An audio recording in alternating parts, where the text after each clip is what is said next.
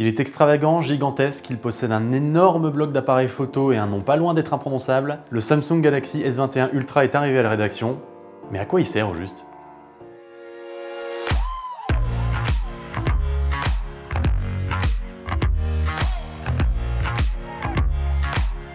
Bonjour à toutes et à tous, bienvenue sur Clubic. Aujourd'hui, on va aborder le cas du tout dernier smartphone ultra premium de Samsung en posant une question volontairement provoque. C'est que d'un œil extérieur, le S21 Ultra a quand même tout de la redite, voire de la régression par rapport à la génération précédente. Un écran plus petit, la disparition du port SD, la suppression du chargeur dans la boîte, le plafonnement de la recharge à 25 watts, ça commence à faire beaucoup. Seulement pour faire passer la pilule, Samsung abaisse aussi son tarif de 100 € par rapport à l'année dernière. Un geste suffisant pour tout lui pardonner?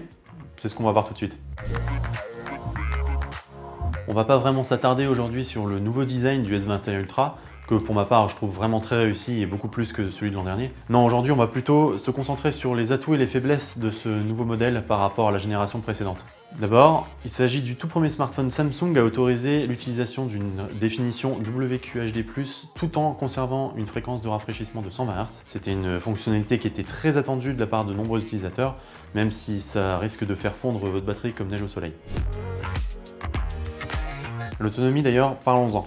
Même avec le nouveau SoC gravé en 5 nanomètres du S21 Ultra, qui est censé être moins gourmand que celui de la génération précédente, on arrive plus ou moins aux mêmes conclusions que sur le S20 Ultra. Avec un usage modéré, qui tourne autour de 4 heures d'écran par jour, on devrait pouvoir atteindre une journée et demie, 2 jours d'autonomie sur le S21 Ultra. Par contre, il va falloir vous débrouiller pour lui trouver un chargeur digne de ce nom. Comme on l'a déjà dit, les Galaxy S21 ne contiennent plus de chargeur dans la boîte. C'est une décision qui a été motivée par les mêmes arguments que chez Apple, à savoir l'écologie et le gaspillage. Soit. Par contre, on s'interroge sur la nécessité de réduire en même temps la vitesse de recharge maximum autorisée sur le smartphone. L'an dernier, sur le S20 Ultra, avec l'adaptateur 45 watts, on arrivait à recharger le smartphone entièrement en 1 heure.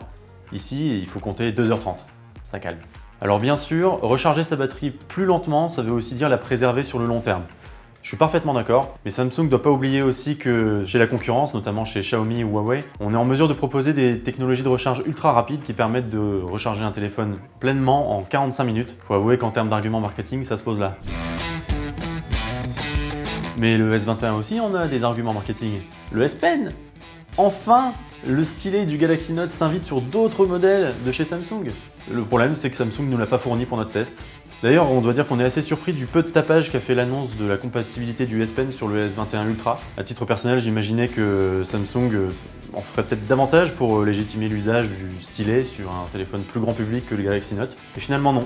C'est un accessoire et ça reste un accessoire qui est absolument pas obligatoire pour pouvoir profiter de son smartphone.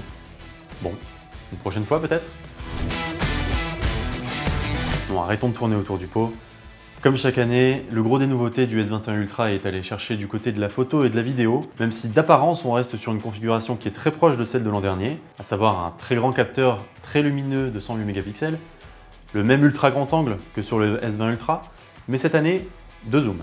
Au final, on se retrouve avec un smartphone beaucoup plus polyvalent, qui permet de conserver une même qualité optique à toutes les focales. On note aussi les beaux progrès qu'a effectué Samsung du côté de la stabilisation, avec quelques nouveautés logicielles qui valent le détour. Par exemple, si on utilise un zoom et qu'on reste immobile pendant environ 1 seconde ou alors qu'on tapote sur un coin de l'écran, on peut figer l'image, ce qui nous permet de déclencher sans risquer de provoquer un flot de bouger dans l'image. Enfin, en vidéo, le S21 Ultra est toujours capable de filmer en 8K à 24 images par seconde, mais toujours sans stabilisation. Du coup, on préférera largement utiliser la 4K à 60 fps qui cette année est disponible sur les 4 objectifs du S21 Ultra. De jolis progrès, même si en termes de qualité d'image, on préfère encore l'iPhone 12 Pro Max d'Apple. Alors vraiment, à quoi il sert ce Galaxy S21?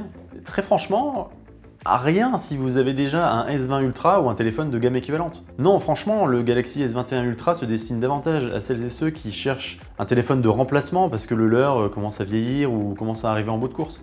Et en abaissant le prix de toute sa gamme Galaxy par rapport à celle de l'an dernier, Samsung leur fait un bel appel du pied.